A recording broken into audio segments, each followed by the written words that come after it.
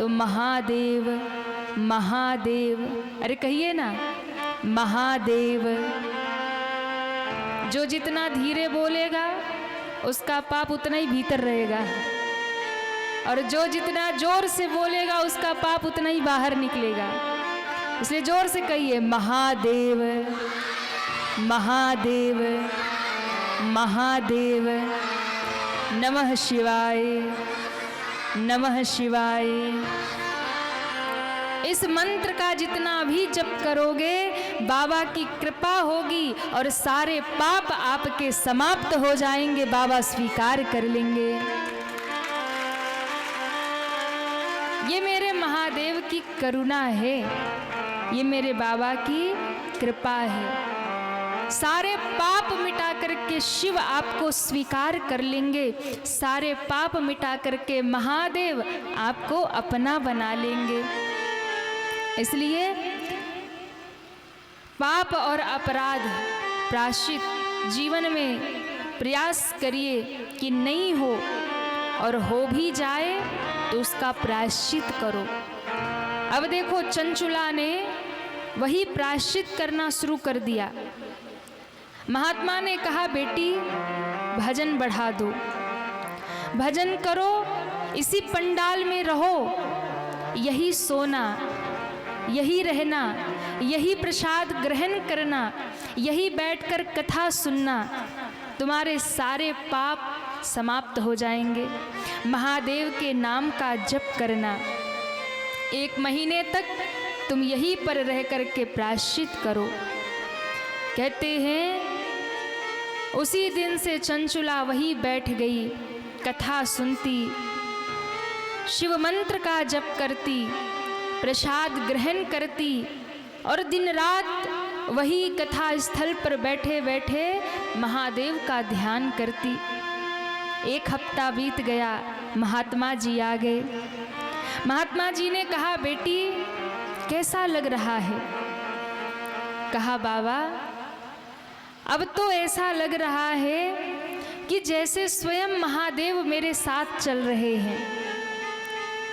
मैं नींद में भी सोती हूँ तो मेरे मुख से महादेव का ही नाम निकलता है, मैं जगती हूँ तो भी मेरे मुख से महादेव का नाम निकलता है।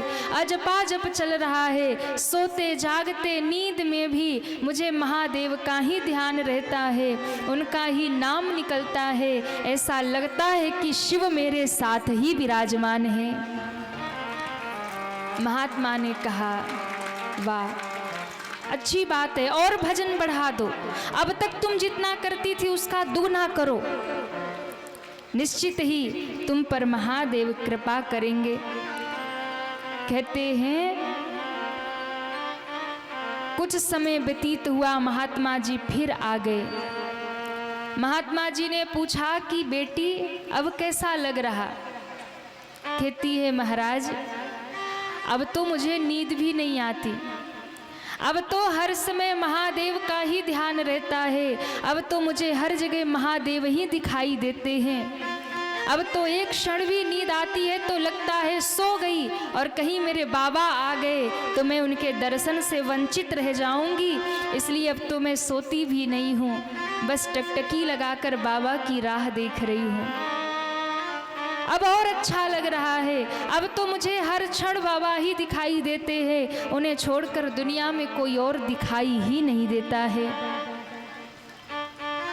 महात्मा ने कहा अच्छी बात है, अब तक जितना कर रही थी ना उसका भी दुगना भजन करो, निश्चित ही बाबा अब तुम्हारे हृदय में निवास कर रहे हैं। आहा, उसने अपना भजन और बढ़ा दिया। अब तो कुछ खाती नहीं, कुछ पीती नहीं, वहाँ से उठती नहीं, अब तो बैठे बैठे ही महादेव को केवल पुकारती ही रहती है, बाबा को केवल याद करती रहती है।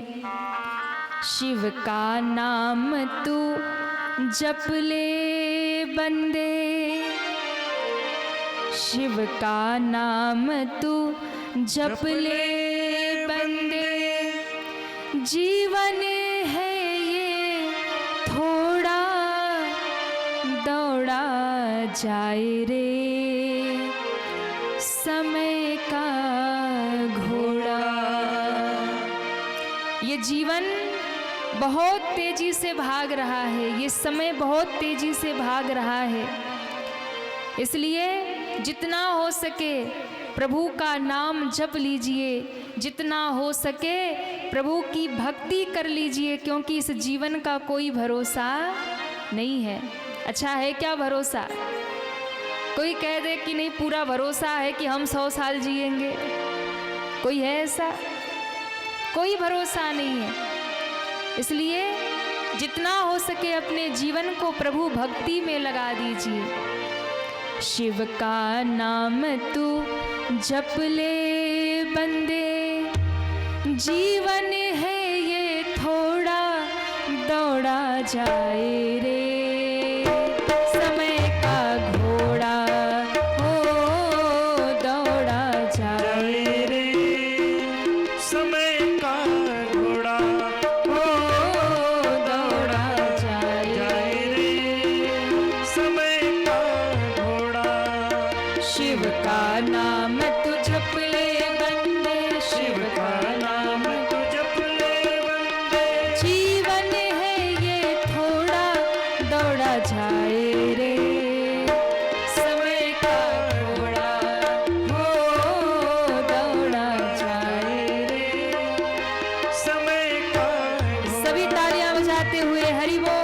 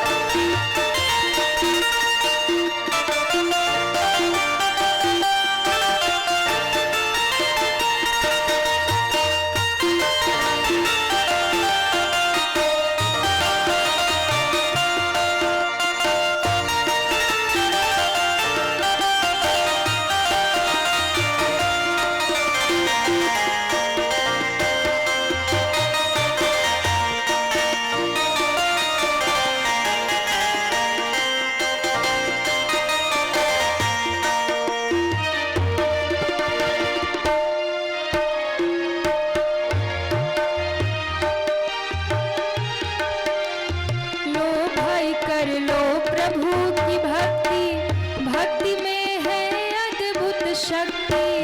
भाई कर लो प्रभु की भक्ति, भक्ति में है अद्भुत शक्ति।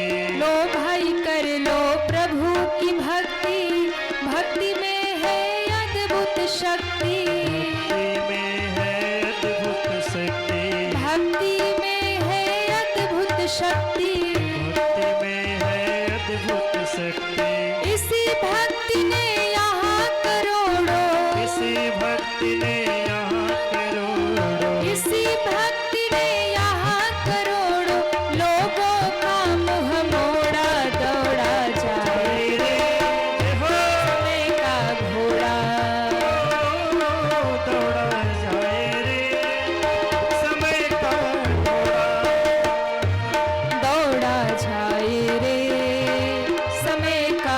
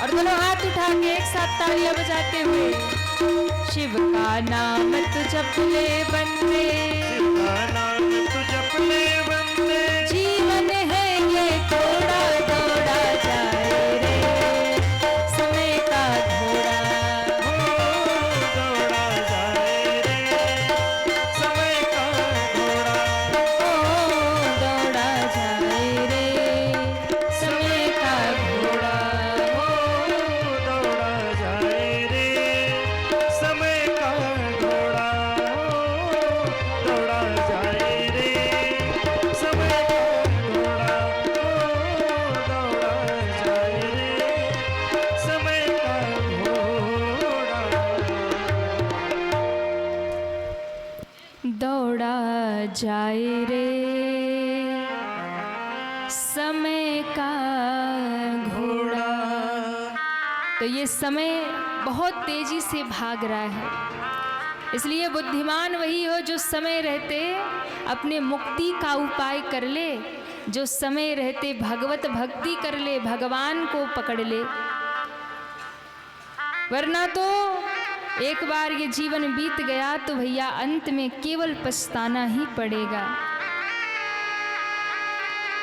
कहते हैं कि ऐसी भक्ति करने लगी चंचुला, अब ना तो कुछ खाती है ना पीती है, केवल मुख से नमः शिवाय नमः शिवाय नमः शिवाय महादेव, अरे कहिए ना महादेव। देखो कलयुग में सबसे अधिक सरल क्या है बताएं? पूछिए ना क्या है, पूछिए कलयुग में सबसे अधिक सरल, जोर से बोलो, नहीं बताएंगे, बता दें हाँ या ना? कलयुग में सबसे अधिक सरल है मुक्ति प्राप्त करना। कैसे मिलेगी मुक्ति? तो कहा कुछ भी नहीं करना, केवल मुख से भगवान का नाम जपना और मुक्ति प्राप्त कर लेना। लेकिन आपको पता है यही सबसे अधिक कठिन है। क्यों? कलयुग आपको नाम ही नहीं लेने देगा, नाम नहीं लेने देगा। आपकी बुद्धि दुनियादारी में लग जाएगी, आप दुनिया की निंदा चुगली कर लोगे, दुनिया के गीत गा लोगे, दुनिया की बात कर लोगे, पर भगवान का नाम नहीं गा पाओगे। अब आप सोचिए कि नाम लेना कितना सरल है कि नहीं है? अच्छा बताइए, भगवान का नाम लेना सरल है कि कठिन है? अरे कहिए ना, कठिन है? सुनाई नहीं दे रहा। सरल है? कुछ लोग कह रहे सरल है, कुछ लोग कह रहे कठिन है। देखो भगवान का नाम लेना बहुत सरल है, कोई पाबंदी नहीं है। पूजा करने के लिए तो फिर भी आपको नहाना पड़ेगा, स्नान करना पड़ेगा, वस्त्र बदलना पड़ेगा, लेकिन नाम लेने के लिए सोते जागते उठते बैठते खाते पीते आते जाते, हाँ बिस्तर पे भी पड़े हो, स्नान भी नहीं किया तो भी भगवान का नाम आप ले सकते हो, क्योंकि भगवान का नाम परम पवित्र है।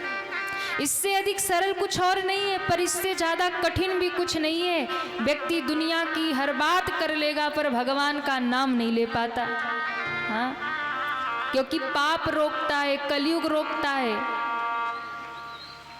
किसी को कह दो कि महाराज 6-7 घंटे एक आसन पे बैठ करके अनुष्ठान करो, तो महाराज किसी का घुटना जवाब दे गया। कोई कहेगा हम बैठ ही नहीं पाएंगे 2 घंटे से ज़्यादा। अब कथा में भी देखो 2-2.5 घंटे 3 घंटे बैठना है, तो उसमें भी कोई ऐसे बैठे, कोई ऐसे बैठे, कोई ऐसे बैठे, हाँ कोई ऐसे बैठे, और कोई सोचे कि पीछे थोड़े कुर्सी मिल जाए, खम्मा मिल जाए तो ऐसे बैठे। अच्छा, जो ऐसे बैठा हो ये मत सोचना कि महाराज हमको कह रहे हैं, हम आपको नहीं कह रहे हैं, हम आपको एक उदाहरण दे रहे कि कलयुग चल रहा है, शरीर से साधन नहीं हो सकता, अनुष्ठान नहीं हो सकता। आपको कह दिया जाए 4 घंटा बैठ के अनुष्ठान करो, आपको नींद आने लगेगी, आप गिरने पड़ने लगोगे। कलयुग में अनुष्ठान नहीं हो सकता, कलयुग में व्रत नहीं हो सकता, यज्ञ नहीं हो सकता, ध्यान समाधि नहीं लगा सकते कलयुग में। लेकिन कलयुग में यदि भगवान का नाम सच्चे दिल से गा लिया तो बेड़ा पार हो जाएगा। लेकिन वही सबसे कठिन है। 4 घंटा बैठ करके निंदा चुगली कर लेंगे, अरे फलाने की बहुरिया तो ऐसी, और तुम्हें पता नहीं है उनके घर का, अरे कल ही मैं गई थी उनके घर तो ऐसा होता है। अच्छा, वो भी जिसके यहाँ बैठेगी जाके ना, वो भी कहेगी बहन बैठो बैठो अभी चाय बना के लाती हूँ। हाँ, घर में ऑर्डर दे दिया बहू को चाय बना के ले आ जल्दी। अब इसने 2 घर की और निंदा सुनाई, बोले चाय के साथ नमकीन भी ले आ। 4 घंटे तक बिना थके निंदा चुगली कर लेंगी और कहेंगी बहन आज तो थोड़ा कम समय था, कल थोड़ा और समय लेके आऊंगी। अब बताओ, अब भगवान का नाम लेने के लिए कह दो तो नींद आ जाएगी। सबसे सरल काम है भगवान का नाम लेना, पर वो भी नहीं होता कलयुग में, क्योंकि पाप में बुद्धि है, कलयुग रोक लेता है। लेकिन यदि जिसको भी चाहिए कि इस कलयुग में भी हमें भगवान मिल जाए, तो भैया ज़्यादा कुछ मत करो, कुछ भी करने की आवश्यकता नहीं। सोते जागते आते जाते उठते बैठते खाते पीते जब भी प्रभु का याद आ जाए, मुख से नमः शिवाय महादेव महादेव केवल इतना ही बोल लिया तो इतने में ही जीव का कल्याण हो जाएगा। ताली धीरे बज रही है। बताओ, इतनी महत्वपूर्ण बात बता रहे हैं कि इतना सरल है मुक्ति प्राप्त करना इस कलयुग में। चंचुला बैठे बैठे नमः शिवाय महादेव कहिए ना। देखो अभी भी नहीं बोल रहे। अच्छा, हम आपको क्यों सुना रहे कि आप अभी बोलो, और बार बार कह भी रहे कि कलयुग नहीं बोलने देगा, पाप नहीं बोलने देगा, पर आपको बोलना है। क्या बोलना है? महादेव। अरे जोर से बोलो, महादेव। इतने जोर से बोलो कि बाबा तक आवाज पहुंचे। आनंद नहीं आया? और जम के दोनों हाथ तो उठा लो। नमः शिवाय। वाह, ज्यादा कुछ नहीं, ऐसे ही बोलते रहा करो घर में दिन भर घूमते फिरते। महादेव, नमः शिवाय, बस इतना भी रोज करोगे तो भी उद्धार हो जाएगा। आज चंचुला यही कहती है, अब तो जल भी नहीं ले रही है, भोजन भी नहीं ले रही है। महात्मा जी आज फिर आ गए। महात्मा जी ने दूर से ही चंचुला को देखा।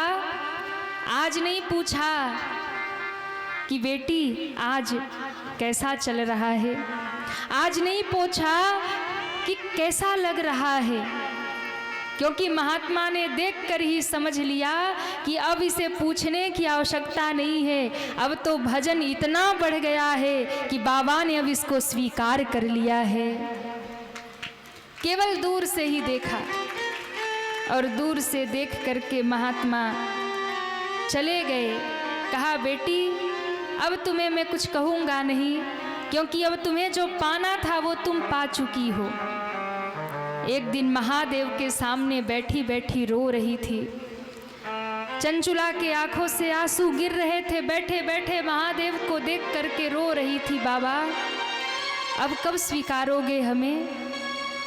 अब तो मैंने आपके लिए अन्न भी छोड़ दिया, जल भी छोड़ दिया। अब तो मैं सोती भी नहीं, जागती भी नहीं, खाती भी नहीं, पीती भी नहीं। अब आप हमें कब मिलेंगे? हे महादेव, आप हमें कब स्वीकार करेंगे? हे शिव, आप मुझे अपना कब बनाएंगे? महादेव के सामने बैठी बैठी रो रही थी और कहते हैं रोते रोते ही अपना सर बाबा के सामने पटक दिया। सर रखते ही महादेव ने उसे स्वीकार कर लिया। प्राण निकल गए, शरीर छूट गया और वो शिव के धाम पहुंच गई। जैसे ही महादेव के धाम पहुंची, एकदम से जब उसने सामने देखा, दूर से उसे कैलाश पर महादेव का दर्शन हुआ। शिव का दर्शन होते ही जो भी थोड़े बहुत कर्म थे वो भी समाप्त हो गए। माता पार्वती खड़ी मंद मंद मुस्कुरा रही थी। माता पार्वती ने उसे स्वीकार कर लिया। माँ पार्वती के चरणों में गिर के रो रही है, माँ क्या सच में बाबा ने मुझे स्वीकार कर लिया? पार्वती माँ ने कहा कि देखो, आज तुम मेरे धाम आ गई, मैं तुम्हें स्वीकार करती हूँ, आज से तुम मेरी सखी बनकर के मेरे साथ रहोगी। आज से तुम मेरी सखी हो। कहा माँ मैं तो बड़ी पापिनी हूँ, मैंने बड़े पाप किए, बड़े अपराध किए। माँ ने कहा नहीं, अब तो तुमने महादेव का दर्शन कर लिया, अब तुम पापी नहीं रही, अब तो तुम महादेव की परम भक्त बन गई हो, आज से तुम मेरी सखी हो। माँ पार्वती की सेवा करने लगी, माँ को स्नान कराती, माँ का श्रृंगार करती, माँ को भोग लगाती, अपने हाथों से माँ के वस्त्र धोती, सब सेवा माँ पार्वती की करने लगी। एक दिन बड़ी उदास बैठी थी, माँ पार्वती ने देखा, कहा सखी आज तुम बड़ी उदास लग रही हो, क्या बात है? तब कहा कि माँ मेरे मन में बहुत समय से एक प्रश्न है, मुझे नहीं पता मैं आपसे पूछूं कि नहीं पूछूं। माँ ने कहा सखी तुम निसंकोच होके मुझे अपना दुख बताओ। तब उन्होंने कहा कि माँ मैं यही पूछना चाहती हूँ कि मेरे पति जो बहुत पापी थे वो आजकल कहाँ हैं, किस गति में है, उनका क्या हुआ? माँ पार्वती ने जैसे ही सुना, माँ पार्वती ने कहा धन्य हो सखी, जिस पति ने तुम्हें पाप के रास्ते पर भेजा, जिस पति ने तुम्हें प्रताड़ित किया, तुम्हें दुख दिया, तुम्हें कष्ट दिया, आज उस पति की तुम चिंता कर रही हो। तुम्हारी बात सुनकर मेरा हृदय गदगद हो गया। कहा माँ वो जैसे भी थे वो मेरे पति थे, मैं जानना चाहती हूँ कि उन्होंने इतना पाप किया तो वो कहाँ हैं, उनकी क्या गति हुई? और यही तो भारत की देवियों की समर्पण की कथा है कि पति कितना भी कुमार्गामी हो, कैसा भी हो, पत्नी पर हाथ भी उठाता हो, गालियां भी देता हो, मारता भी हो, तो भी माताएं सदैव उसका हित ही चाहती हैं। पति डांट भी दे तो भी वो सदैव उनका हित भी चाहती है। ये भारत की देवी है, भारत की नारी है कि घर में कैसी भी अवस्था हो वो पति को संभालती है, पति डांट भी दे तो भी वो पति को संभालती है, परिवार को संभालती है। इसीलिए भारत की देवियां पूज्य होती है और इसीलिए भारत की नारियों को देवी कहा जाता है। कैसी भी परिस्थिति हो, बचपन से लेकर वृद्धावस्था तक वो परिवार को संभालती है, वो त्याग करती है, वो समर्पण करती है। संघर्ष भी सहना पड़े तो वो संघर्ष भी सह करके परिवार का हित चाहती है, वो दुख सह करके भी परिवार का हित चाहती है। जब एक कन्या के रूप में होती है ना, तो वो पिता की पगड़ी बचाती है, पिता की लाज बचाती है, पिता के आंगन की लाज रखती है, पिता के आंगन में रहती है तो पिता का घर संभालती है। विवाह होकर के पति के घर जाए तो पति का घर संभालती है, पति कैसा भी हो उसका परिवार संभालती है। और वृद्ध हो जाए तो बच्चे कितने भी नालायक हो जाएं, वो अपने बच्चों का भी घर संभालती है, पूर्ण समर्पित होकर के वो अपने परिवार को और अपना घर संभालती है। महाराज ये भारत की देवी होती है। आज ये प्रश्न सुनकर माँ जगदम्बा हर्षित हो गई और कहा सखी सुनो, उसका उद्धार नहीं हुआ। तुम्हारा पति कहाँ है? विंध्य पर्वत पर एक बड़ा भयंकर प्रेत बन करके रह रहा है। तो माँ, उनका उद्धार कैसे होगा?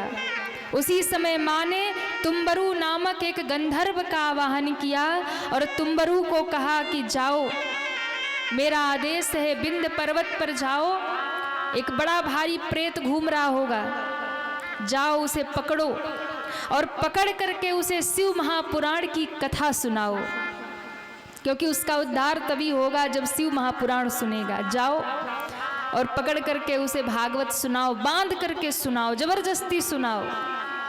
आहा, माँ जगदम्बा का आदेश हुआ, तुम्बरु अंतर ध्यान हुए, विंध्य पर्वत पे गए। जैसे ही विंध्य पर्वत पे गए ना, उस प्रेत ने देख लिया।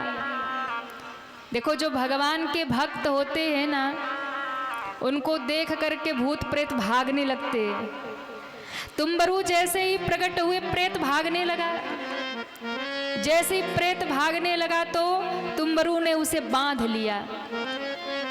अच्छा बताओ, भूत प्रेत से किसको किसको डर लगता है? हाथ उठाइए। किसी को नहीं? कौन कौन डरता है भूतों से? देखो, डरते तो सब ही है। हाँ? आधी रात को लाइट चली जाए और हल्की सी भी हवा चले और पर्दा हिले, अच्छे अच्छों को हनुमान चालीसा याद आ जाती है। हाँ? कभी हनुमान चालीसा खोल के देखा नहीं होगा कितने अक्षर हैं, पर आधी रात को जरा भी हवा चले और पर्दा हिले, घर में क्यों कोई ना हो, जय हनुमान ज्ञान गुण सागर, भूत पिशाच निकट नहीं आवे। हाँ?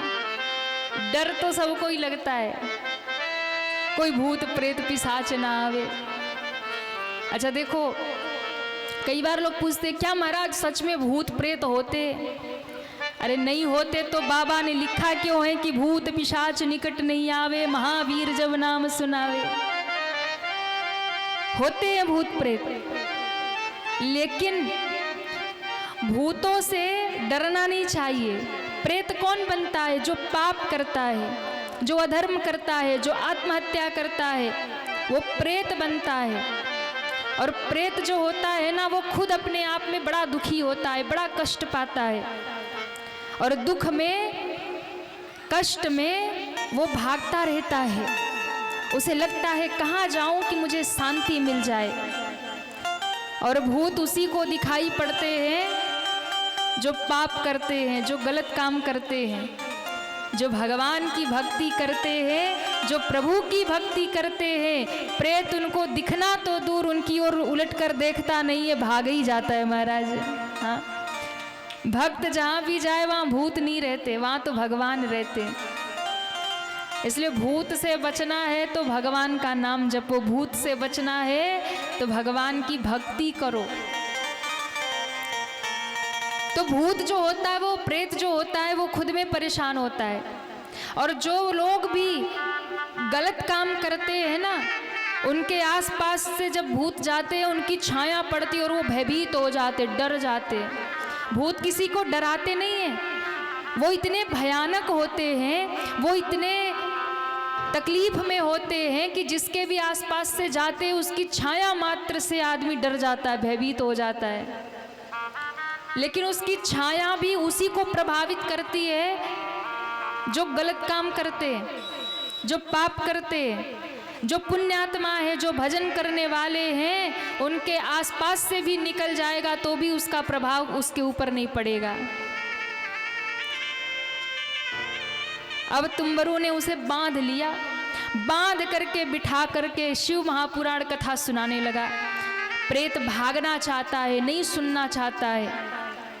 अच्छा देखो, ऐसा भी कोई होगा जिसे बांध करके कथा सुनाया जाए? हाँ, आप लोगों को तो कम से कम फ्री छोड़ा गया है। ऐसा नहीं कि आयोजक मंडल ने बांध करके रखा है, सुनो 3 घंटे हिलना मत, ऐसा तो नहीं है। पर आप लोग आनंद से बैठे हो। लेकिन कई होते जो कथा से भागते महाराज, और जो कथा से भागे ना तो समझ लो प्रेत प्रवृत्ति का है। जिसको कथा अच्छी नहीं लगती, जो कथा में अरे हम नहीं जाते कथा उथा सुनने, हर साल ही शुरू होती है कथा, तो जो ऐसे कथा की निंदा करे, कथा से दूर भागे, समझ लो प्रेत प्रवृत्ति का है, वो कथा में नहीं आना चाहते। तो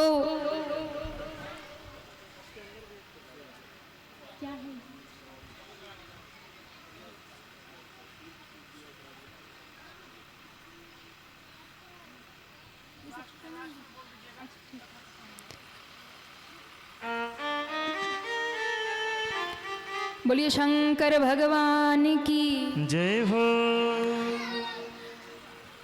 तो मैं कह रही थी कि जो कथा से दूर भागते, समझ लो प्रेत प्रवृत्ति के होते, वही कथा नहीं सुनना चाहते। प्रेत भागने लगा, बांध लिया, एक बार कथा सुनाई, 2 बार कथा सुनाई। जय हो। हमारे बीच में उपेंद्र भैया जी, एक बार जोरदार ताली बजा के स्वागत करिए। जय हो। बोलिए शंकर भगवान की जय हो। भागने लगा तुम्बरू पकड़कर। तीसरी बार जब शिव महापुराण की कथा शुरू हुई, तब वो प्रेत बैठकर प्रेम से सुनने लगा। और देखो, कथा कल्याण तब करेगी जब प्रेम से सुनोगे। हाँ, खींच करके सुनोगे तो कल्याण नहीं करेगी, ऊब करके सुनोगे तो कल्याण नहीं करेगी। कथा तो कल्याण तब करेगी जब भाव से भरकर, प्रेम से भरकर कथा का श्रवण करोगे, तब कल्याण करेगी। तीसरी बार जब उसने शिव महापुराण की कथा सुनी, तो कहते हैं उस प्रेत के शरीर से उसे मुक्ति मिल गई, और वो प्रेत का शरीर छोड़ करके दिव्य रूप धारण करके महादेव के सामने प्रकट हो गया। बोलिए शंकर भगवान की जय हो। आज वो जब महादेव के सामने आया, तब कहते हैं दूर से उसने बाबा का दर्शन किया। महादेव का दर्शन करके पापों से मुक्त हुआ। महादेव ने आज उसे अपना गढ़ बना करके स्वीकार कर लिया। बोलिए शिव महापुराण की जय हो। गौरी शंकर भगवान की जय हो। तो इस प्रकार से शिव महापुराण कथा की महिमा गाई कि भैया, जब किसी प्रेत का भी कल्याण कर सकती है ये कथा, तो हम और आप तो उस प्रेत को तो बांध करके सुनाया गया, जबरदस्ती सुनाया गया, तो हम और आप तो इतने प्रेम से सुन रहे हैं, तो क्या बाबा हमें स्वीकार नहीं करेंगे? हमें भी अवश्य स्वीकार करेंगे। निश्चिंत रहिएगा, भरोसे में रहिएगा कि भैया जबरदस्ती सुनाने वाले का उद्धार हो सकता है, तो प्रेम से सुनने वाले को तो महाराज महादेव ऐसे ही प्राप्त हो जाएंगे। कैलाश पर पहुंचा, बाबा ने स्वीकार किया। इस प्रकार से महिमा बताई है। इसके बाद में मैं आपको श्रवण कराऊं कथा कि भगवान शिव की पूजा 2 रूपों में होती है। कितने रूपों में? 2 रूपों में। एक निराकार रूप में और एक साकार रूप में। 2 रूपों में महादेव पूजे जाते हैं। और ध्यान रखना, जो महादेव का स्वरूप है, एक तो मूर्ति स्वरूप है, जैसे पीछे आप दर्शन कर रहे हैं ना बाबा का, कि महादेव जी बैठे हैं, जटाजूट है, मृगछाला पहने, सांप पहने, भस्म लगाए, गंगा बह रही, माथे पे चंद्रमा। ये मूर्त स्वरूप है महादेव का, ये साकार रूप है महादेव का। लेकिन निराकार रूप में महादेव हैं, ज्योतिर्लिंग के रूप में, शिवलिंग के रूप में। ये बाबा का निराकार रूप है। एक शिव ही ऐसे, महादेव ही ऐसे भगवान हैं कि जिनका दोनों ही रूप दिखाई पड़ता है, निराकार रूप भी दिखाई पड़ता है। शिवलिंग जो आप दर्शन करते हैं, अभिषेक करते हैं, पूजन करते हैं, ये बाबा का निराकार रूप है, पर उसका भी दर्शन होता है। और जो मूर्ति स्वरूप है वो बाबा का साकार रूप है, उसका भी दर्शन होता है। अब देखिए महादेव का जो शिवलिंग का स्वरूप है वो कैसे प्रकट हुआ और कब प्रकट हुआ। बहुत सुंदर कथा है, ध्यान से सुनिए। लिंग रूप में महादेव कब प्रकट हुए तो उसकी बड़ी प्यारी कथा है। कहते हैं कि शंकर भगवान जिस दिन प्रकट हुए शिवलिंग के रूप में, जो स्वरूप भगवान का जो प्रकट हुआ, उसी दिन को महाशिवरात्रि मनाई जाती है। जैसे राम जी कब प्रकट हुए, अरे कहिए ना, कब प्रकट हुए? रामनवमी के दिन। तो जिस दिन राम जी प्रकट हुए चैत्र नवमी, चैत्र शुक्ल नवमी, उसे रामनवमी कहा गया। और कन्हैया जिस दिन प्रकट हुए उसे क्या कहा गया? जोर से कहिए, कृष्ण जन्माष्टमी। जिस दिन राम जी प्रकट हुए वो रामनवमी, जिस दिन कन्हैया प्रकट हुए वो कृष्ण जन्माष्टमी, और जिस दिन महादेव लिंग स्वरूप में प्रकट हुए उसे महाशिवरात्रि कहते हैं। अब कई बार लोग सोचते हैं शिवरात्रि क्यों मनाते, बोले महादेव का विवाह हुआ था। नहीं, विवाह की तिथि अलग है बाबा की। विवाह नहीं हुआ था शिवरात्रि के दिन, ये आधा अधूरा ज्ञान है। और हम सनातनियों की यही सबसे बुरी आदत है कि अगर किसी ने कोई कह दिया कोई बात तो हम उसी को मान लेते सही। हाँ, हमें पता नहीं होता कि शास्त्र में क्या लिखा है। शिव महापुराण के अनुसार जिस दिन महादेव लिंग स्वरूप में प्रकट हुए उसी दिन को शिवरात्रि के रूप में मनाया जाता है। वही दिन महाशिवरात्रि की है। उस दिन महादेव की पूजा की जाती है। उस दिन महादेव के स्वरूप की शिवलिंग की पूजा करते हैं। जो भी उस शिवलिंग पर दूध से अभिषेक करते हैं, जो पंचामृत से अभिषेक करते हैं, जो बेलपत्र चढ़ाते हैं, जो गंगा जल चढ़ाते हैं, उन पर महादेव अति प्रसन्न होते हैं और उनकी सारी मनोकामना पूर्ण कर देते हैं, क्योंकि इसी दिन बाबा प्रकट हुए। अब आप एक तरीके से ये भी कह सकते हो कि वैसे तो महादेव जन्मा, उनका जन्म नहीं होता, पर महाशिवरात्रि के दिन शिवलिंग प्रकट हुआ, तो आप ऐसे भी कह सकते हैं कि बाबा का हैप्पी बर्थडे। हाँ, ऐसे भी कह सकते हो। तो शिवरात्रि के दिन बड़ी विशेष महादेव कृपा करते भक्तों पर। क्यों करते हैं? क्योंकि ऐसा माना जाता है। अब देखो, जिस दिन किसी का बर्थडे हो तो उस दिन व्यक्ति बड़ा खुश होता है ना। बर्थडे का दिन हो तो व्यक्ति बड़ा खुश होता है, सुबह से ही आनंद में रहेगा। कोई भी कुछ आके कहता है कि ऐसा तो मान लेता है। कोई कुछ मांगने आ जाए उठा के, अरे आज हमारा जन्मदिन है दे दो। तो कहते हैं महाशिवरात्रि के दिन बाबा का भी हैप्पी बर्थडे है, तो बाबा बड़े खुश होते हैं। जो आकर के जल चढ़ाता है, जो भी मांगता है, बाबा भंडार खोल करके दे देते हैं, ले जा। उस दिन बाबा खुश रहते। तो कहते हैं कि शिवलिंग कैसे प्रकट हुआ। एक बार विधाता ब्रह्मा को अभिमान हो गया।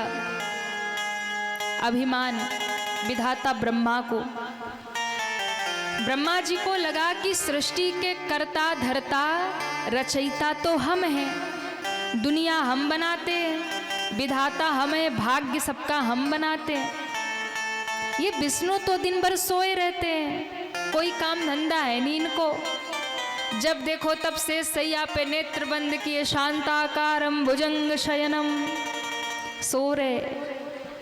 ये विष्णु तो कुछ करते धरते हैं नहीं, सोते रहते। हम विधाता हैं, हम ब्रह्मा हैं, हम दुनिया बनाते हैं, हम भाग्य रचते हैं, यानी विष्णु से भी हम महान हैं।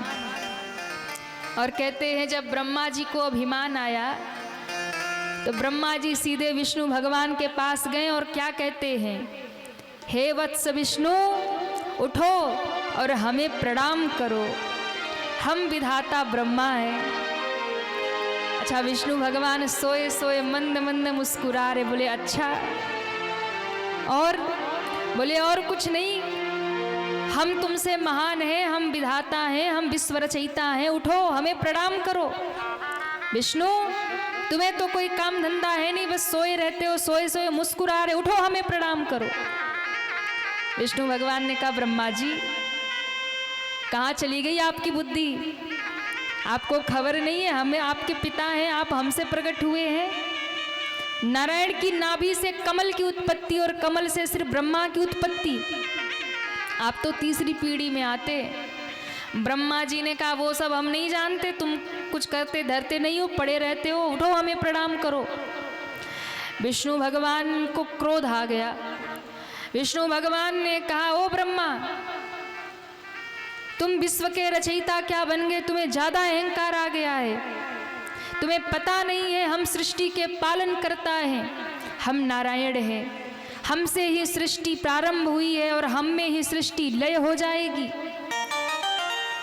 इतना सुनते ही ब्रह्मा जी ने ब्रह्मास्त्र उठाया, बोले यदि तुम महान हो तो हमसे युद्ध करो।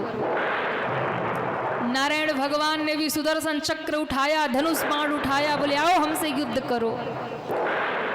आज सृष्टि के रचयिता और सृष्टि के पालन करता दोनों युद्ध करने के लिए खड़े हो गए। ब्रह्मा विष्णु जैसे ही लड़ने के लिए खड़े हुए, सारे देवता त्राहिमाम करने लगे। हे महादेव रक्षा करो, धाता विधाता दोनों लड़ रहे, और युद्ध हुआ तो फिर सृष्टि में प्रलय हो जाएगा, रक्षा करो। उसी समय जब ब्रह्मा जी और नारायण भगवान एक दूसरे से युद्ध के लिए आतुर हो गए, उसी समय एक बिजली की चमक हुई और आसमान से टंकार हुई है और विशाल शिवलिंग पृथ्वी फाड़ करके प्रकट हो गया है। शंकर भगवान की जय हो। दो भाग हो गई पृथ्वी, आधे में ब्रह्मा जी, आधे में विष्णु जी, बीच से विशाल का शिवलिंग प्रकट हो गया। कहते हैं जब विशाल का शिवलिंग प्रकट हुआ, आकाशवाणी हो गई, हे धाता विधाता तुम लड़ो नहीं, तुम इस जो शिवलिंग प्रकट हुआ है इसका और छोर पता कर लो, जो भी इसका और छोर पता कर लेगा वही महान माना जाएगा, वही जगत में पूज्य माना जाएगा। जो ढूंढ लेगा वही सामने वाले का पूजन करेगा।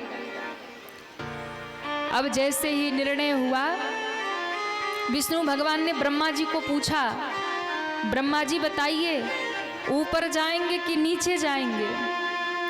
ब्रह्मा जी को लगा कि नीचे जाएंगे तो हम छोटे हो जाएंगे। ब्रह्मा जी ने कहा हम हंस पे बैठते, हंस ऊंचा उड़ता है, हम ऊपर जाएंगे। नारायण भगवान भी कह सकते थे हम तो गरुड़ पे बैठने वाले हैं, गरुड़ भी तो ऊंचा उड़ता है, पर विष्णु भगवान ने कहा कोई बात नहीं, आप ऊपर जाएंगे तो हम नीचे जाएंगे, आप और ढूंढेंगे तो हम छोर ढूंढेंगे। और मेरे नारायण भगवान नीचे चले गए, ब्रह्मा ऊपर चले गए। 10,000 वर्षों तक ब्रह्मा जी ऊपर ही जाते रहे, पर उस विशाल शिवलिंग का कोई भी और नहीं मिला, कुछ नहीं मिला। तब उन्हें रास्ते में एक केतकी का पुष्प मिला। ब्रह्मा जी ने केतकी को पूछा तुम कहाँ से आ रहे हो, क्या तुम्हें महादेव का और छोर मिला? उसने कहा हम कई 10,000 वर्षों से नीचे ही गिरते जा रहे, आज तक नीचे नहीं पहुंच पाए। ब्रह्मा जी ने सोचा कि जब ये 10,000 वर्ष से नीचे ही आ रहा और आज तक इसे भी और छोर नहीं मिला तो मुझे क्या मिलेगा। ब्रह्मा जी ने कहा तुम मेरे साथ चलो। ठीक है चलो, लेकिन एक काम करना है। क्या? नारायण से यदि मैंने जाके कह दिया कि और छोर नहीं मिला तो मुझे नारायण का पूजन करना पड़ेगा, पर तुम एक झूठ बोल देना, नारायण को कह देना कि ब्रह्मा जी को छोर मिल गया।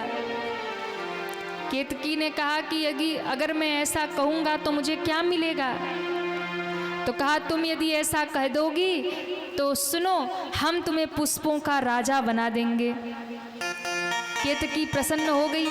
ठीक है, लेकिन गवाह में भी एक गवाह नहीं, कम से कम 2 गवाह तो होना ही चाहिए। उसी समय गौ माता मिल गई। गाय को कहा कि गौ माता आप भी चलो, नारायण के सामने झूठ बोल देना और कह देना ब्रह्मा जी ने और पा लिया शिवलिंग का। केतकी को कहा तुम कह देना कि हमें तो बाबा के सिर से ही उठा के लेके आ रहे हैं। गाय ने कहा कि गौ माता ने कहा कि यदि हम झूठ कहेंगे तो हमें क्या मिलेगा। ब्रह्मा जी ने कहा चिंता मत करो, तुम्हें भी किसी ऊंचे पद पर बिठा देंगे। दोनों को लेकर आ गए। नारायण भगवान को और नहीं मिला, छोर नहीं मिला। नारायण भगवान आकर शांति से बैठ गए। ब्रह्मा जी आ गए। ब्रह्मा जी ने कहा कहो विष्णु, तुम्हें शिवलिंग का और छोर मिला? विष्णु भगवान ने कहा नहीं मिला। ब्रह्मा तुम बताओ तुम्हें मिला? ब्रह्मा ने कहा हाँ, हम बिल्कुल ऊपर तक गए, जहां शिवलिंग का मस्तक था वहां पे गए, दर्शन करके वहीं से आ रहे। प्रमाण ये केतकी के फूल है, ये मैं तो शिव जी के मस्तक से उठा के ला रहा हूं इसको। केतकी से नारायण भगवान ने पूछा क्या ब्रह्मा सही कह रहे हैं? बोले बिल्कुल सही कह रहे हैं, मुझे तो शिव जी के ऊपर से उठा के ला रहे। भगवान ने मान लिया। अच्छा दूसरा प्रमाण, बोले गौ माता। विष्णु भगवान ने गौ माता से पूछा बताइए क्या ब्रह्मा जी को और मिल गया? बोले हाँ मिल गया, मैं भी तो वही थी प्रभु, और मिल गया। नारायण भगवान मन में तो समझ गए कि सब झूठ बोल रहे हैं, लेकिन नारायण भगवान को लगा विवाद करने से क्या मतलब है। नारायण भगवान ने कहा ब्रह्मा मैं मान गया तुम श्रेष्ठ हो, बैठो अब मैं तुम्हारा पूजन करूंगा। ब्रह्मा जी अभिमान में भर के सिंहासन पर बैठ गए विष्णु भगवान से पूजा करवाने के लिए। कहते हैं विष्णु भगवान ने जैसे ही थाली उठाई पूजन के लिए, आगे बढ़े ही थे, उसी समय डमरू की डमडम निनाद सुनाई पड़ा है, बिजली की कौंध हुई है और डमरू बजाते शंकर भगवान प्रकट हो गए। बोलो शंकर भगवान की जय हो। बाबा जैसे ही प्रगटे, क्रोध में भर के शिव ने त्रिशूल छोड़ दिया, और जो त्रिशूल छोड़ा है ब्रह्मा जी का 5 मुख था, 1 शीश कट गया। तब से ब्रह्मा जी चतुर्मुखी हो गए, 4 मुख हो गए ब्रह्मा जी के। दोबारा क्रोध में भर के त्रिशूल उठाया था, इतने में नारायण भगवान ने हाथ जोड़ लिया, महादेव क्षमा कर दीजिए, इन पर क्रोध मत कीजिए, ये तो अभिमान के वश हो गए थे, इन पर क्रोध मत कीजिए। तब महादेव का क्रोध शांत हुआ। शंकर भगवान ने कहा आज से ब्रह्मा मैं तुम्हें श्राप देता हूं, सारे संसार में कहीं भी तुम्हारी पूजा नहीं होगी। ब्रह्मा जी रोने लगे, प्रभु ऐसा मत करिए, मैं अज्ञान में आ गया था। तब नारायण भगवान के कहने पर शंकर भगवान ने कहा सारी पृथ्वी पर एक स्थान ऐसा होगा जहां ब्रह्मा की पूजा होगी। कौन सा स्थान है? पुष्कर।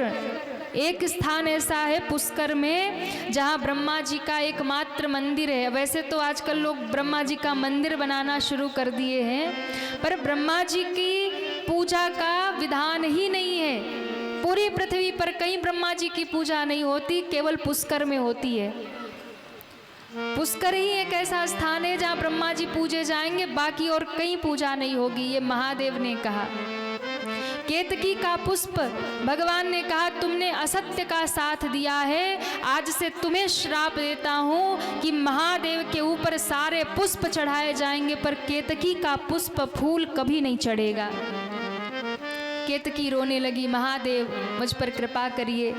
तब केतकी को कहा चिंता मत करो, तुम भले ही मेरे ऊपर चढ़ाई नहीं जाओगी, लेकिन मेरे पूजन में मंडप यदि बनेगा तो केतकी के पुष्प का ही बनेगा। अब गाय की ओर देखा, बोले तुमने भी असत्य का साथ दिया है ना, आज से तुम्हारा मुख अपवित्र माना जाएगा। गौ माता रोने लगी। तब भगवान ने उन्हें आशीर्वाद दिया, सुनो गाय का मुख भले ही अपवित्र होगा, लेकिन जाओ आज से तुम्हारे दूध में अमृत का वास होगा, गाय का दूध अमृत के समान होगा, और जब भी शिव का अभिषेक किया जाएगा तो गाय के ही दूध से किया जाएगा। गैया का मुख अपवित्र है, गैया का पूंछ पवित्र है। गाय अगर किसी बर्तन में मुख लगा देना तो अपवित्र हो गया, उसे मांज लेना चाहिए, धो लेना चाहिए। गाय की पूजा कभी मुख की तरफ से नहीं होती, गाय की पूजा पूंछ की तरफ से होती है। गाय की परिक्रमा पूंछ की तरफ से करनी चाहिए, मुख की तरफ से नहीं करना चाहिए। असत्य का साथ दिया था, इसलिए गौ माता को श्राप है, उनका मुख अपवित्र है। पूरा शरीर पवित्र है, पर मुख से झूठ बोला था, इसलिए मुख अपवित्र है। गौदान जब होता है ना, तो गाय की पूंछ पकड़ाई जाती है, गाय का पूंछ पकड़ करके गौदान किया जाता है। तो गाय का मुख नहीं, गाय का पूंछ पवित्र है, उधर प्रणाम करना चाहिए पूंछ की तरफ से, परिक्रमा करनी है पूंछ की तरफ से। ये बाबा का वरदान है। इसके बाद में नारायण भगवान को जगत में पूज्य बना दिया। हे नारायण जाओ, मैं तुम्हारी सहनशीलता की प्रशंसा करता हूँ और तुम्हें वरदान देता हूँ, सारे संसार में अलग अलग रूपों में नारायण की सदैव पूजा की जाएगी। तब से नारायण भगवान की पूजा सारे संसार में की जाती है। इस प्रकार भगवान का लिंग स्वरूप उसी समय महादेव अंतर ध्यान होते हैं, ज्योति रूप धारण करते हैं और शिवलिंग में भगवान समा जाते हैं, और तब से भगवान का एक स्वरूप शिवलिंग के रूप में हो गया। बोलिए शंकर भगवान की जय हो। तो महादेव की पूजा का जितना विधान है, उससे भी अधिक महादेव के शिवलिंग के पूजन का विधान है। शिवलिंग का पूजन सबसे पहले ब्रह्मा जी ने और भगवान विष्णु ने किया। उसी समय पहली बार महादेव का अभिषेक भगवान नारायण ने किया, भगवान ब्रह्मा ने किया। तब से ये प्रथा आ गई, तब से ये नियम हो गया कि शिवलिंग के ऊपर जो भी गंगा जल चढ़ाएगा, बेलपत्र चढ़ाएगा, दूध दधी घृत शर्करा चढ़ाएगा, पंचामृत से जो महादेव का अभिषेक करेगा, जो भी मन में मुराद लेकर जाएगा, बाबा शीघ्र प्रसन्न होकर के उसे पूरा कर देंगे। ये बाबा का वरदान है। इसलिए भैया कुछ भी ना मिले तो एक लोटा जल ही ले जाकर बाबा को चढ़ा देना, बाबा उसी से प्रसन्न हो जाएंगे। कुछ ना मिले तो एक बेलपत्र ही ले जाकर के चढ़ा देना। घर में आप शिवलिंग का पूजन किसी भी प्रकार से कर सकते हैं। आप चाहें तो धातु का शिवलिंग बनवा सकते हैं, चाहे तो मिट्टी का बनाकर पार्थिव शिवलिंग बनाकर उनका भी पूजन कर सकते हैं। हर एक रूप में शिवलिंग का पूजन आप करेंगे, आपको फल उतना ही मिलेगा। ऐसा नहीं है कि घर में किया या मंदिर में किया तो ज़्यादा फल मिलेगा। कहीं भी आप किसी रूप में शिवलिंग का पूजन करेंगे तो फल उतना ही मिलेगा, महादेव उतनी ही कृपा करेंगे। इसलिए कहीं भी बाबा मिल जाए, उन्हें एक लोटा जल चढ़ा दो। घर में हो या मंदिर में हो या तीर्थ में हो या आपके गली मोहल्ले में कहीं भी शिवालय हो, पहुंच जाइए। अरज सुनो हे भोले सरकार, अरज सुनो हे भोले सरकार। कौन कौन चाहता है बाबा हमारी अरज सुन ले? उठाइए दोनों हाथ और कहिए, बड़ी दूर से चल कर आया, बड़ी दूर से चल कर आया, मैं तेरे दरबार, अरज सुनो हे भोले सरकार, अरज सुनो हे भोले सरकार, अरज सुनो हे भोले सरकार। बड़ी दूर से चल कर आया, बड़ी दूर से चल कर आया, बड़ी दूर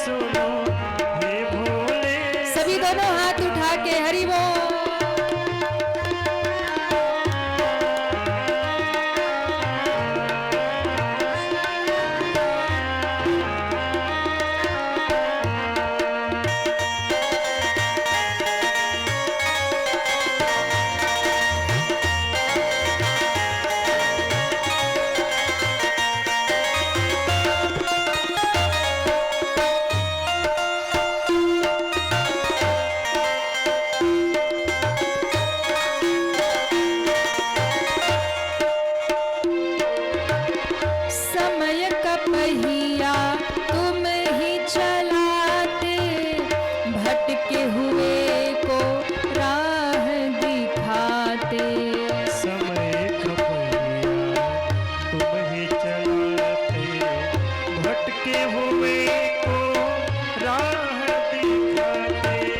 समय का पहिया तुम ही चलाते, भटके हुए को राह दिखाते।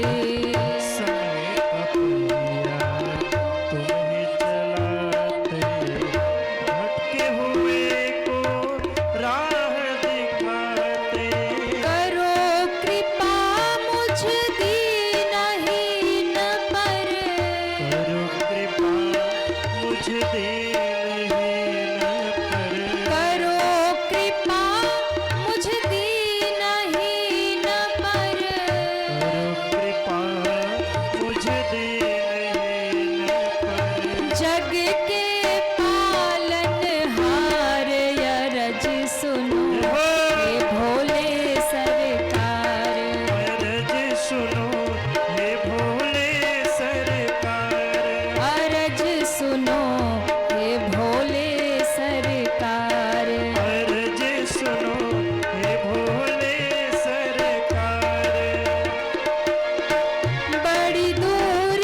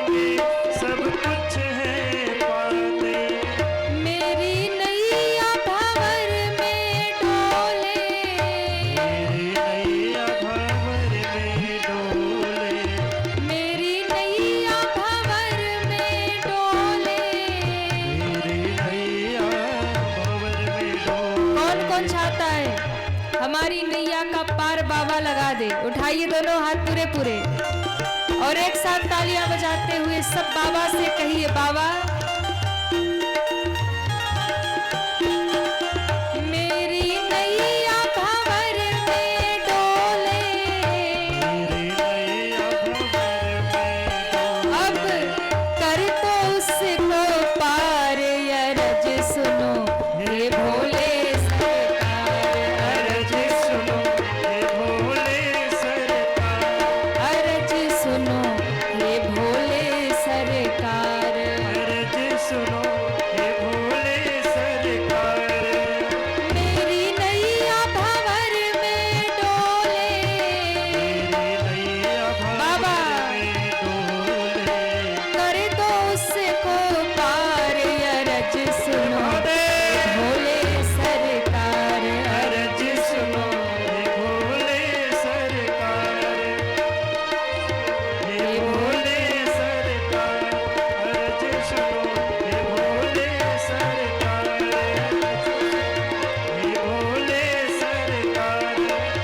बड़ी दूर से चल कर आया, दूर से चल कर आया, बड़ी दूर से चल कर आया, दूर से चल कर आया। मैं तेरे दरबार, अरज सुनो हे भोले सरकार, अरज सुनो हे भोले सरकार, अरज सुनो हे भोले सरकार। अरज सुनो हे भोले सरकार, अरज सुनो हे भोले सरकार, अरज सुनो हे भोले सरकार, हे भोले सरकार।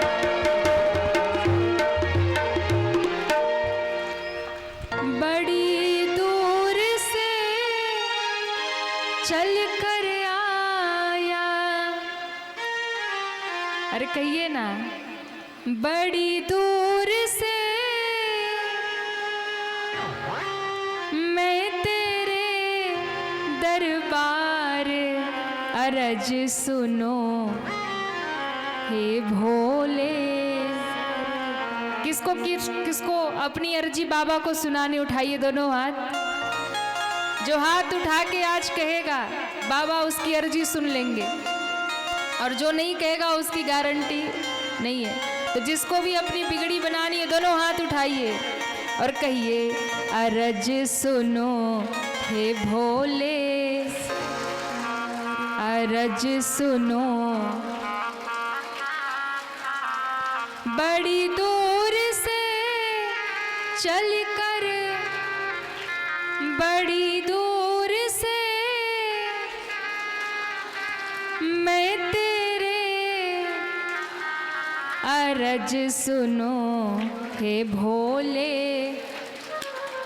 अरज सुनो हे भोले हे भोले। मेरी नैया भंवर में डोले, मेरी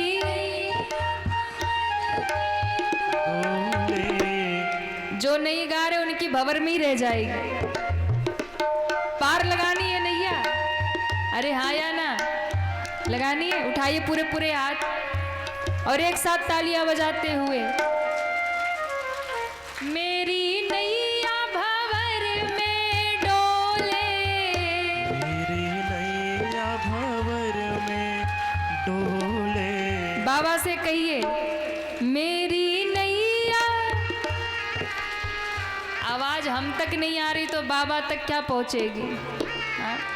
और जब तक वहां तक आवाज नहीं पहुंची है तब तक काम बनने वाला। इसलिए पूरे पूरे हाथ उठाइए सभी और एक साथ तालियां बजाते हुए, मेरी नैया भंवर में डोले, मेरी।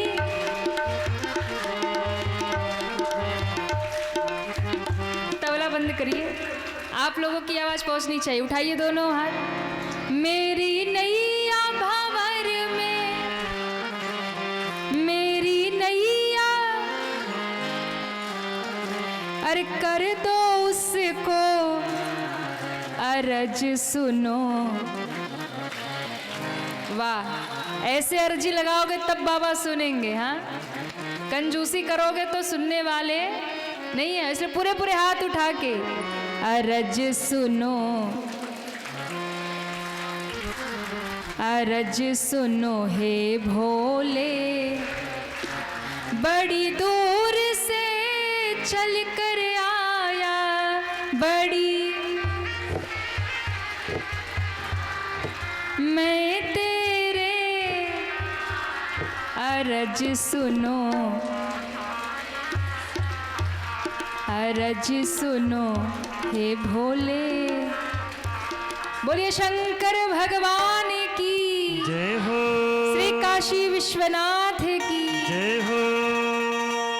इसलिए जब भी जीवन में आपको कोई कभी समस्या लगे, जब भी आपको लगे कि नैया भंवर में घूम रही है, तो सीधा बाबा के द्वार पहुंच जाना। अरज सुनो हे भोले सरकार, और भरोसा रखना, यदि सच्चे दिल से आप बाबा को पुकारेंगे तो निश्चित ही बाबा आप पर कृपा करेंगे, आपके सारे दुख को हर लेंगे। क्योंकि महादेव जैसा दयालु कोई देवता नहीं है, उनके जैसा कृपालु कोई नहीं है।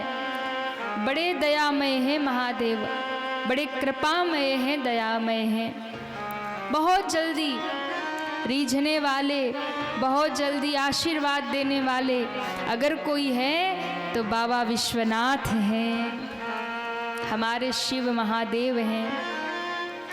श्री सूत जी सोनकादिक ऋषियों से कहते हैं कि महाराज सुनिए, शिव और पार्वती का विवाह कैसे हुआ। और बहुत सुंदर कथा सूत जी बोले कि जो प्रश्न आप हमसे कर रहे हैं, यही कथा एक बार नारद जी ने श्री ब्रह्मा जी से सुनी थी। यही कथा, यही प्रश्न नारद जी ने ब्रह्मा जी से किया था कि बताइए शिव और पार्वती का विवाह कैसे हुआ था। सूत जी की बात सुनकर सौनकादिक ऋषियों ने कहा, महाराज एक बात समझ में नहीं आती। क्या? बोले नारद जी महाराज जो हैं वो एक घड़ी तो कहीं रुकते ही नहीं हैं। वो तो जब देखो बीड़ा बजाते, यहाँ वहाँ घूमते, झगड़ा लगाते, घूमते रहते हैं। एक जगह कभी शांति से बैठते नहीं। फिर वो कथा कब सुनने बैठ गए? क्योंकि कथा सुनने के लिए तो कुछ समय बैठना पड़ेगा, और इनको तो फुर्सत है नहीं। यहाँ वहाँ बीड़ा लेके झगड़ा लगाते घूमते, कभी शंकर जी के घर जाके झगड़ा कराते, कभी विष्णु भगवान के घर झगड़ा कराते, कभी नारायण के घर, तो कभी ब्रह्मा जी के घर में झगड़ा लगाते, कभी इंद्र के यहाँ जाके झगड़ा लगाते स्वर्ग में। तो ये तो झगड़ा लगाते घूमते बाबा, इनको कब समय मिल गया कि कथा सुनने बैठ गए। कहा एक बार की बात है, नारद जी बीड़ा बजाते हरिगुण गाते जा रहे थे, और कहते हैं कि जाते जाते नारद जी एक गुफा के पास पहुँचे।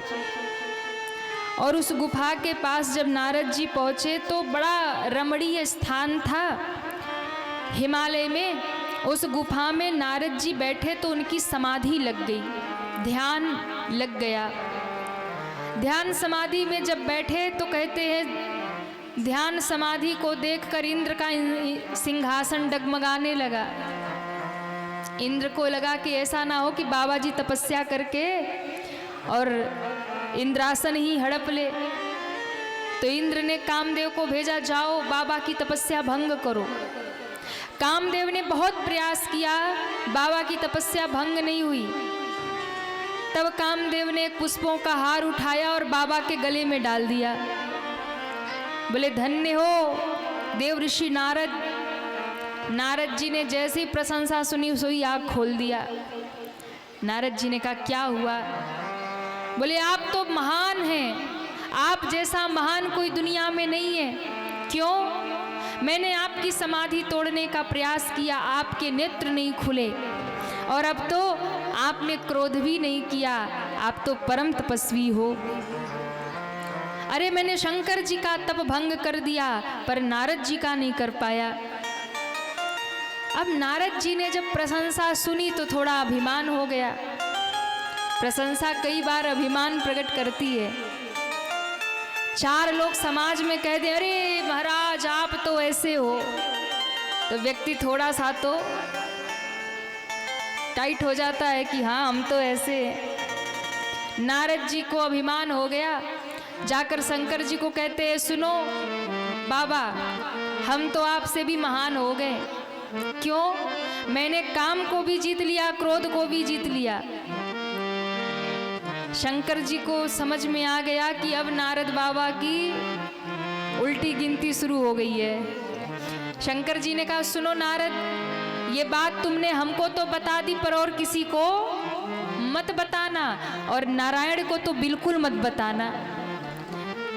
नारद जी को लगा देखो इन्होंने कामदेव को जलाया तो त्रैलोक में इनका नाम हो गया, और हमने कामदेव को जीत लिया तो ये सोचते हैं कि हमारा नाम कोई न जाने। नारद जी को लगा सबको बताऊंगा।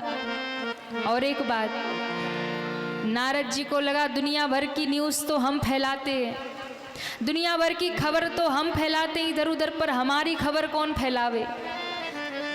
नारद जी को लगा हम खुद ही अपनी खबर सबको सुनावेंगे। ब्रह्मा जी को सुनाया, नारायण भगवान को सुनाया। नारायण भगवान ने कहा कि अच्छे घर बना आकर के बताया। अब तो नारद का अभिमान मिटाना होगा। भगवान ने लीला कर दी। नारद जी अभी तक पूरी दुनिया में घूम रहे थे, मैंने काम को जीता, क्रोध को जीता, लेकिन अब नारद जी के मन में विवाह की इच्छा जाग गई। शीलनिधि राजा के यहाँ विश्व मोहिनी कन्या का स्वयंवर हो रहा था। नारद जी गए और नारद जी ने जब विश्व मोहिनी को देखा तो लगा कि इससे विवाह मैं कर लूं, पर मैं ठहरा बाबा जी ये मुझसे विवाह करेंगी नहीं, तो करें क्या। मन ही मन नारद जी ने सोचा नारायण भगवान से सुंदरता उधार लेता हूँ और विवाह कर लेता हूँ। अब देखो दुनिया में तो आपने बहुत देखा होगा कि लोग दूसरे के कपड़े उधार लेकर विवाह कर लेते हैं, लोग दूसरे का सामान गाड़ी मांग लेते हैं, वस्त्र मांग लेते हैं, दुनिया भर की चीज़ें मांग करके उधार विवाह कर लेते हैं। लेकिन दुनिया में ऐसा पहली बार हुआ जब नारद जी ने कहा कि नारायण से सुंदरता मांग करके विवाह करूंगा फिर लौटा दूंगा। तो नारायण भगवान से कहते प्रभु अपनी सुंदरता आपन रूप दे ही प्रभु मोही, अपना रूप मुझे दे दो, क्या करोगे? विवाह करूंगा। और प्रभु विवाह करके फिर आपका रूप आपको लौटा दूंगा। भगवान हंसे, अच्छी बात है। तो भगवान ने नीचे तो पूरा अपने जैसा बना दिया पर चेहरा ही बंदर का बना दिया, चेहरा बंदर का बना दिया। विवाह करने गए तो विश्व मोहिनी ने वरमाला पहनाई नहीं, नारायण भगवान प्रकट हुए, विश्व मोहिनी ने जाकर नारायण भगवान को जयमाल पहना दिया। बोलिए नारायण भगवान की जय हो। बाबा कहते हैं दुल्हीन ले गयो लक्ष्मी वासा, दुल्हन ले गयो लक्ष्मी वासा, नृप समाज सब भयहु निराशा, नृप समाज सब भयहु निराशा, भयहु निराशा। भयहु निराशा, भयहु निराशा। नारद जी को बड़ा क्रोध हुआ। नारद जी ने कहा कि आज मैं विष्णु को श्राप दूंगा। अरे विष्णु से मैंने कहा था कि मेरा विवाह करवा देना, पर इन्होंने अपना विवाह कर लिया, आज नहीं छोड़ूंगा। बड़े गुस्से में नारद जी भगवान विष्णु के पास पहुंचे और कहते विष्णु तुम बड़े छलिया हो, तुमने सबके साथ छल किया। अरे तुमने शिव के साथ छल किया। जब समुद्र मंथन हुआ, जब समुद्र मंथन हुआ तो तुमने विष पिला दिया शंकर को, और लक्ष्मी प्रकट हुई तो खुद लेकर चले गए। आज लेकिन तुमने अच्छे से तुम्हारा पाला पड़ा है, आज हम तुम्हें सिखाएंगे। नारद जी ने श्राप पर श्राप दे डाला। विष्णु भगवान को, आपने मेरा विवाह नहीं होने दिया ना, हम तुम्हें श्राप देते हैं। आपका अवतार धरती पे मनुष्य रूप में होगा, विवाह तो होगा पर पत्नी के विरह में रोना पड़ेगा। सीता जी का हरण हुआ तो भगवान रोए ना। आपको धरती पे मनुष्य रूप में जाना पड़ेगा, विवाह तो होगा पर पत्नी के लिए रोना पड़ेगा। आपने बंदर जैसा चेहरा बना दिया मेरा, बंदर भालू ही उस समय तुम्हारी सहायता करेंगे। करी है कीस सहाय तुम्हारी। अब जब नारद जी ने श्राप पर श्राप दिया, भगवान ने सारे श्राप को सिरोधार किया और अंत में हाथ जोड़ के कहा, बाबा अब बस करो। माया का प्रयोग हट गया। नारद जी को होश आया तो गिर के नारायण भगवान के चरणों में रोने लगे, प्रभु मुझे क्षमा करो, मुझसे बहुत बड़ा अपराध हुआ। नारायण भगवान ने कहा, मुझे श्राप दिया ये अपराध नहीं है, फिर आपने महादेव का अपमान किया ये अपराध है, तो मेरे मन को शांति कैसे मिलेगी, मुझ पर कृपा आप कैसे करेंगे। कहा, एक उपाय है, जाओ शिव के मंत्र का जप करो, महादेव के नाम का सुमिरन करो, प्रायश्चित करो। काशी में जाकर के जब महादेव तुम्हें सारे आपसे जो अपराध बने हैं उससे आपको मुक्त कर देंगे, तब आप हमें प्रणाम करिएगा, हम आपका प्रणाम स्वीकार करेंगे। उस समय प्रणाम करके नारद जी रोते रोते महादेव का नाम जपते हुए काशी में गए। नमः शिवाय नमः शिवाय नमः शिवाय जपते हुए काशी में गए। जब नारद जी के मन को शांति मिली, मन शांत हुआ, तब ब्रह्मा जी के पास गए और ब्रह्मा जी से हाथ जोड़ के कहते हैं, आप हमें महादेव की कथा सुनाइए। तब ब्रह्मा जी ने कहा, सुनो, जिस समय मैं सृष्टि की रचना कर रहा था, उस समय सृष्टि के रचना के समय मैं सबको प्रकट किया और अंत में मनु शत्रुपा को प्रकट किया। मनु जी की 5 संतानें हुई, 2 पुत्र हुए, 3 बेटियां हुई, आकुति, देवहूति और प्रसूति। तीसरी बेटी जो प्रसूति थी, उनका विवाह प्रजापति दक्ष के साथ में हुआ। दक्ष ने देखा कि ब्रह्मा के साथ सरस्वती विराजमान है और नारायण के साथ लक्ष्मी विराजमान है, पर मेरे महादेव के साथ में कोई नहीं है, मेरे बाबा अकेले हैं, तो क्यों ना मैं जगदम्बा को ही पुत्री रूप में प्राप्त करूं और उनका विवाह महादेव के साथ में करूं। प्रजापति दक्ष ने जाकर के बहुत कठोर तपस्या की और कठोर तप करके माँ को प्रसन्न करने लगे। प्रजापति दक्ष माँ जगदम्बा के लिए तपस्या कर रहे, पुत्री रूप में पाने के लिए माँ को तप कर रहे हैं। तेरे दर पे आ गए माँ, तेरे दर पे आ गए माँ, तेरा नाम जपते जपते, तेरा नाम जपते जपते, तेरे दर पे आ गए माँ, तेरे दर पे आ गए माँ, तेरा नाम जपते जपते, तेरा नाम जपते जपते, लाखों ही तर गए माँ, लाखों ही तर गए माँ, तेरा नाम रटते रटते, तेरा नाम रटते रटते, तेरे दर पे आ गए माँ, तेरे दर पे आ गए माँ, तेरा नाम जपते जपते, तेरा नाम जपते जपते। प्रजापति दक्ष ने माँ की उपासना की, माँ जगदम्बा प्रकट हो गई। हे प्रजापति, बताओ तुम्हें क्या चाहिए।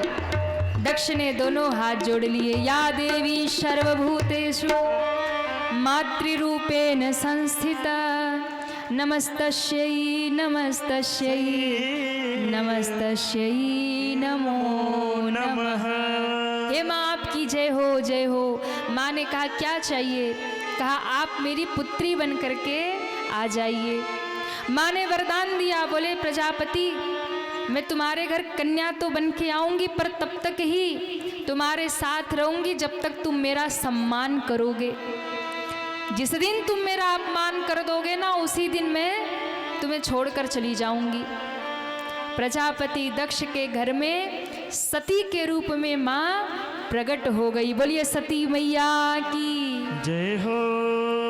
महादेव के संग में विवाह हुआ, पर अभिमान हो गया दक्ष को, शिव का अपमान करने लगे। माँ सती क्रोध में आती है और दक्ष से वरदान तो यही दिया था कि जिस दिन अपमान करोगे उसी दिन तुम्हारा त्याग कर दूंगी। जिस दिन दक्ष ने अपमान किया शिव और सती का, उसी दिन दक्ष के यज्ञ में जाकर मैया ने अपने प्राण त्याग दिए। और कहते हैं सती रूप में जब माँ ने अपने प्राण त्यागे, तब माँ का अगला जन्म हिमालय राज के घर में उनके कन्या के रूप में हुआ। मैया पार्वती के रूप में प्रकट होती है पर्वतराज हिमालय की कन्या बनकर। बोलिए पार्वती मैया की जय हो। अम्बे मैया की जय हो। पार्वती रूप में माँ प्रकट हुई। नारद जी आते हैं। हिमालय राज ने पूछा बताओ बिटिया को कैसा घर मिलेगा, वर मिलेगा? नारद जी ने कहा हिमालय राज आपकी कन्या में कोई अवगुण नहीं है, सब गुण है, लेकिन दोष एक ही है। कौन सा दोष है? बोले इनको जो पति मिलेगा ना वो थोड़ा खतरनाक होगा। कैसा पति मिलेगा? जोगी जटिलय काम मन नगनय मंगल भेष अस स्वामी एहि गण मिलहि परिहस्त असरेख। इनको जो पति मिलेगा जोगी होगा, जटा धारण करने वाला होगा, नंग धड़ंग रहने वाला होगा, भांग धतूरा खाने वाला, सांप बिच्छू पहनने वाला, शमशान में रहने वाला। हिमालय में ना डर गए महाराज, बस करो बस करो। अरे हमारी कन्या इतनी सुंदर है और कन्या के लिए वर इतना खतरनाक। नारद जी ने कहा हम कोई बना के थोड़ी कह रहे, इनके हाथ की रेखा यही बता रही है। अब बताओ बेटी को उपाय बताओ, अच्छा वर कैसे मिलेगा? का एक उपाय है, जो तप करी है कुमारी तुम्हारी, जो तप करी है कुमारी तुम्हारी, जो तप करी हो कुमारी तुम्हारी, जो तप करी हो कुमारी तुम्हारी, जो तप करी हो कुमारी तुम्हारी, जो तप करी हो कुमारी तुम्हारी, भाभी हूँ मेट सके त्रिपुरारी, भावी मेट सके त्रिपुरारी, भाभी हूँ मेट सके त्रिपुरारी, भावी मेट सके त्रिपुरारी, सके त्रिपुरारी। सके त्रिपुरारी। बोले शंकर भगवान की जय हो। एक उपाय है, आपकी बिटिया तपस्या करे तो महादेव यदि प्रसन्न हो जाए तो आपकी बेटी का भाग्य बदल जाए। महादेव प्रसन्न होंगे तो भाग्य बदल जाएगा। ये सुन करके मैया पार्वती घर से निकल गई।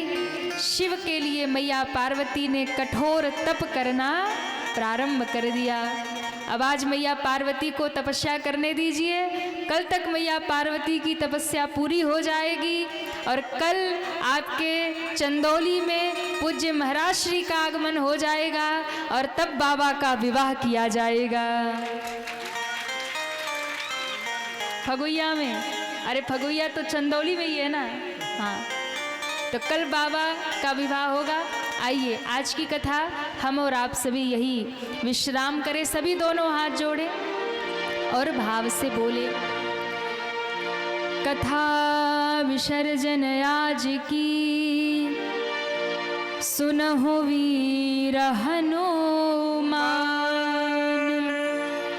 राम लखन सीता सहित सबका करहूं कल्याण। बोले श्री हनुमान जी महाराज की जय हो। गौरी शंकर भगवान